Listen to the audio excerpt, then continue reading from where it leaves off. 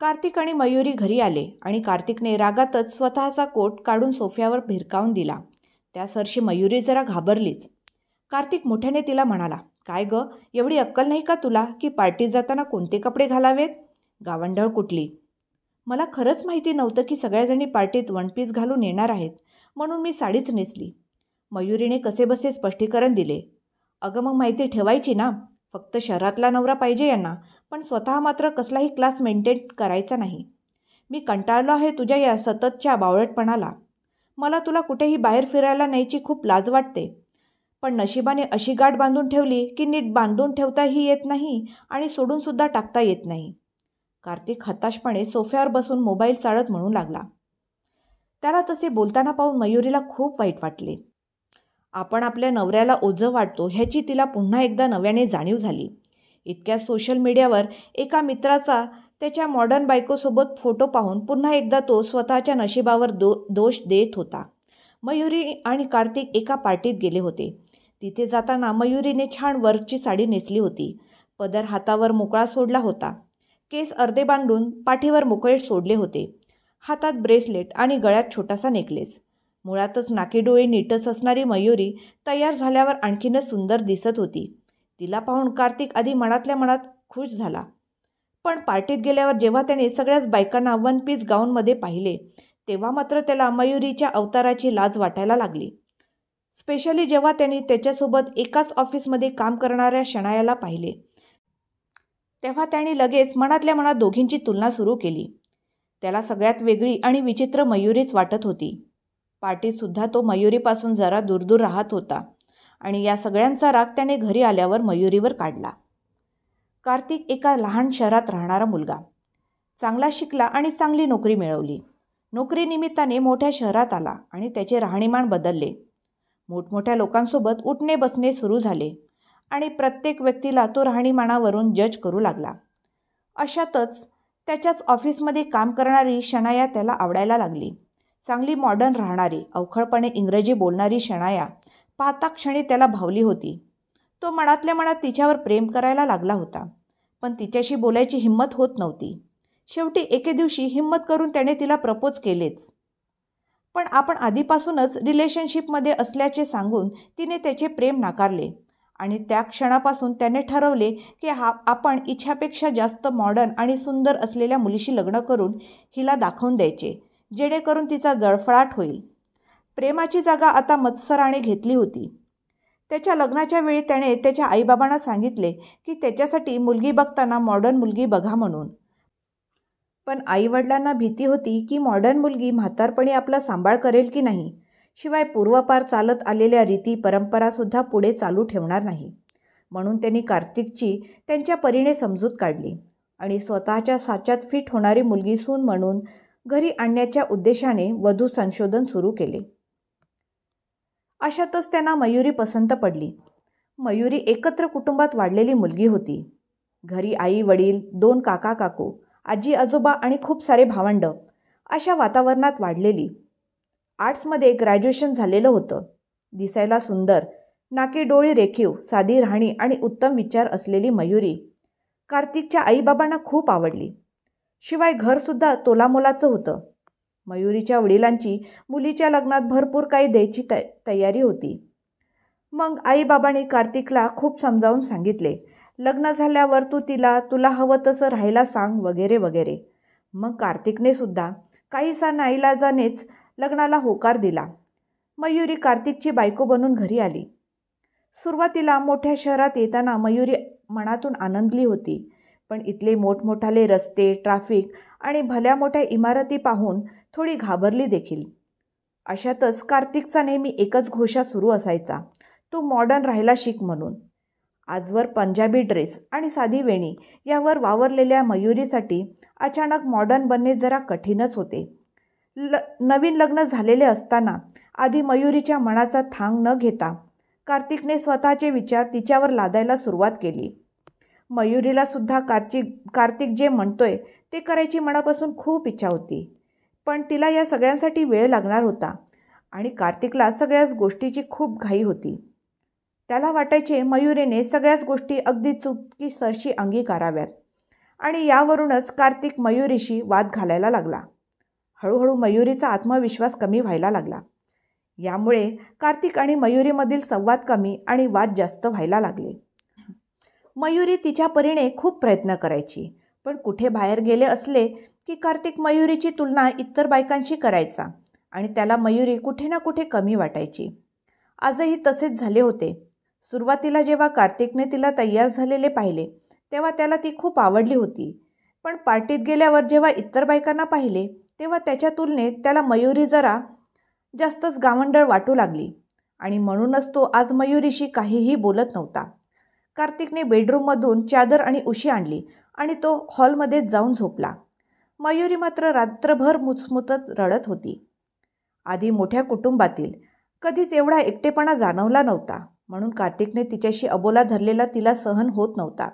त्यातच आपण कार्तिकच्या लायकीचे नाही ही अपराधी भावनासुद्धा तिला आतून बोचत होती. सकाळीसुद्धा कार्तिक तिच्याशी फक्त कामापुरते बोलून टिफिन घेऊन ऑफिसला निघून गेला. दिवसभर मयुरी उदास होती. इतक्या दुपारी त्यांच्या घराची बेल वाजली. मयुरीने दार उघडून बघितले तर समोर तिचे बाबा आलेले होते. तिला सरप्राईज द्यायचे म्हणून मयुरीचे बाबा तिची भेट घेण्यासाठी मुद्दाम तिला न सांगता आलेले होते. त्यांना पाहून मयुरीला खूप आनंद झाला. बाप लेकीची बऱ्याच दिवसानंतर भेट झाली होती. मयुरीच्या बाबांना घरी जायची घाई होती, म्हणून त्यांनी कार्तिकचा फोनवरच निरोप घेतला. ते जायला निघणार इतक्यातच मयुरीने सुद्धा त्यांच्याजवळ काही दिवसांसाठी माहेरी येण्याची इच्छा बोलून दाखविली आणि तिच्या वडिलांनी सुद्धा अगदी आनंदाने होकार दिला. मयुरीने फोन करून कार्तिकला घरी जाण्याबद्दल परवानगी मागितली तेव्हा कार्तिकने अगदी कोरडेपणाने हो म्हटले. आपण असल्याचा वा नसल्याचा कार्तिकला जास्त फरक पडणार नाही याची जाणीव मयुरीला झाली होती. ती तिच्या वडिलांबरोबर माहेरी निघून गेली. कार्तिक संध्याकाळी घरी आला तेव्हा त्याला घर खूप सुने वाटत होते. घरी आल्यावर मयुरी त्याला त्याच्या आवडीचा गरमागरम चहा करून द्यायची आणि दिवसभरात काय घडलं याची विचारपूस करायची. त्यावेळी मात्र कार्तिक चिडून तुला काय त्याचं असं म्हणायचा. तरीही त्यावर रागवायचे सोडून ती दुसऱ्या दिवशी प्रेमाने पुन्हा तीच चौकशी करायची. आज मात्र त्याला खूप वाटत होते की तिने त्याचा दिवस कसा गेला याची चौकशी करावी.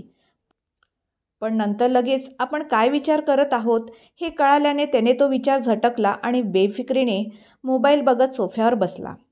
अशातच रात्र झाली आणि त्याला भुकेची जाणीव झाली. त्याने मोबाईलवरून जेवण ऑर्डर केले. थोड्या वेळाने जेवणाचे पार्सल आले आणि तो जेवायला बसला. पहिलाच घास खाल्ल्यावर त्याला मयुरीच्या हातच्या जेवणाची आठवण आली. मयुरी अप्रतिम जेवण बनवायची, पण कार्तिकने कधीच तिच्या स्वयंपाकाची स्तुती केलेली नव्हती. आज मात्र प्रकर्षाने त्याला तिची आठवण येत होती. घरात एकाकीपणा वाटत होता. कार्तिक झोपायला जाणार इतक्यात त्याला तिची अलमारी थोडी उघडी दिसली. आज बॅग भरताना बहुतेक चुकून तिच्याकडून उघडी राहिली असेल. त्याने आज पहिल्यांदा तिचं कपाट उघडून पाहिलं होतं. कपाटात सगळं काही अगदी व्यवस्थित टापटीप आवरून ठेवलेलं होतं. त्याचं कपाट तो नेहमीच अस्ताव्यस्त ठेवायचा.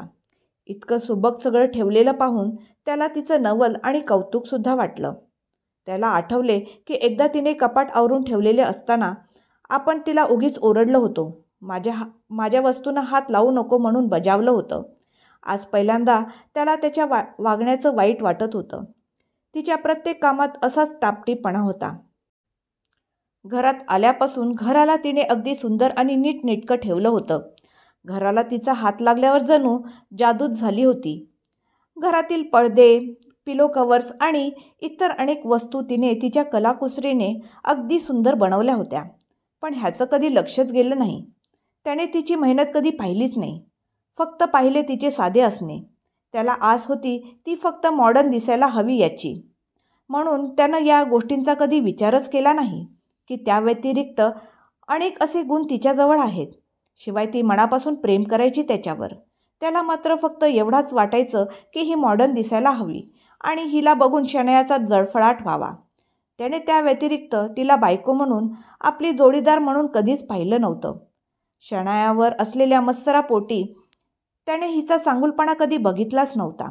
आज पहिल्यांदा ती त्याच्यापासून दूर गेली होती तेव्हा त्याला तिचा एक एक गुण लक्षात येत होता आणि कुठेतरी आपल्या वागण्याचं वाईट वाटत होतं. विचार करत असताना त्याच्या हाती तिची डायरी लागली. डायरी पाहावी म्हणून त्याने डायरीचं पहिलं पान पालटलं. त्यावर तिचे अगदी मोत्यांसारखे सुंदर हस्ताक्षर पाहून तो हरकून गेला. त्याला आधी नेहमी वाटायचं की त्याचं हस्ताक्षरसुद्धा असंच सुंदर असावं, पण त्याचं हस्ताक्षर इतकं सुंदर कधीच होऊ शकलं नाही. ते सुंदर मोत्यांसारखे हस्ताक्षर पाहून त्याला तिची डायरी वाचायचा मोह आवरला गेला नाही. पहिल्याच पानावर सुंदर अशी चारोळी लिहिलेली होती. दडवू कुठवर मी डोळ्यातल्या आसवांना, तू ओळखून घे या मनीच्या भावनांना. तुझेच गीत गावे, तुझेच नाव घ्यावे, वाटे तुझीच व्हावे या कोवळ्या कळ्यांना. तो पुढे वाचू लागला. एकाहून एक सुंदर चारोळी, कविता लिहिलेल्या होत्या.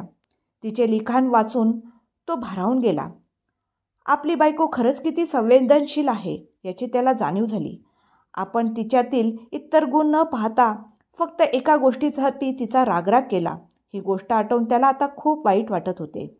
जेव्हा त्याने स्वतःचा हट्ट बाजूला सारून शांततेने विचार केला, तेव्हा त्याच्या लक्षात आले की नकळतपणे आपण मयुरीवर प्रेम करायला लागलो आहोत.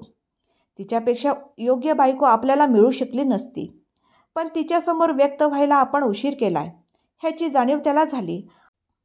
आणि आणखी उशीर व्हायला नको म्हणून तो दुसऱ्याच दिवशी सकाळी तिच्या गावी जायला निघाला. इकडे लग्नानंतर बऱ्याच दिवसांनी माहेरी आलेली मयुरी आनंदात होती, पण घरचे आडून आडून तिला कार्तिकचे नाव घेऊन चिडवत तेव्हा मात्र तिच्या चेहऱ्यावरचा रंग उडून जात होता. आपण कार्तिकला आवडत नाही ह्या गोष्टीच्या जाणीवेने ती क्षणात उदास होऊन जायची. ती अंगणातल्या झोपाळ्यावर विचार करत बसलेली होती. इतक्यात तिची आजी तिला चिडवत म्हणाली, काय ग मयू, जावई बापूंना सोडून करमत नाही वाटतं, अशी उदास एकटीच बसलेली आहेस. नाही आजी, असं काहीच नाही, मला करमते इथे, ती गोंधळत म्हणाली. इतक्यात बाहेरून घराकडे येत कार्तिक म्हणाला, पण मला तुला सोडून अजिबात करमत नव्हतं म्हणून मीच इकडे आलोय. त्याला पाहून मयुरीला आश्चर्य वाटले. कार्तिकने आजीला नमस्कार केला आणि आजी कार्तिक आल्याचे घरी सांगायला म्हणून तिथून घरात निघून गेल्या. इतक्यात मयुरी त्याला म्हणाली, तुम्ही इथे कसे, म्हणजे काही काम होतं का? नाही, फक्त तुला सोडून करमत नव्हतं म्हणून आलोय इथे. कार्तिक म्हणाला, पण तुम्हाला तर मी. मयुरी अडखळत बोलली आणि अर्ध्यातच गप्प बसली.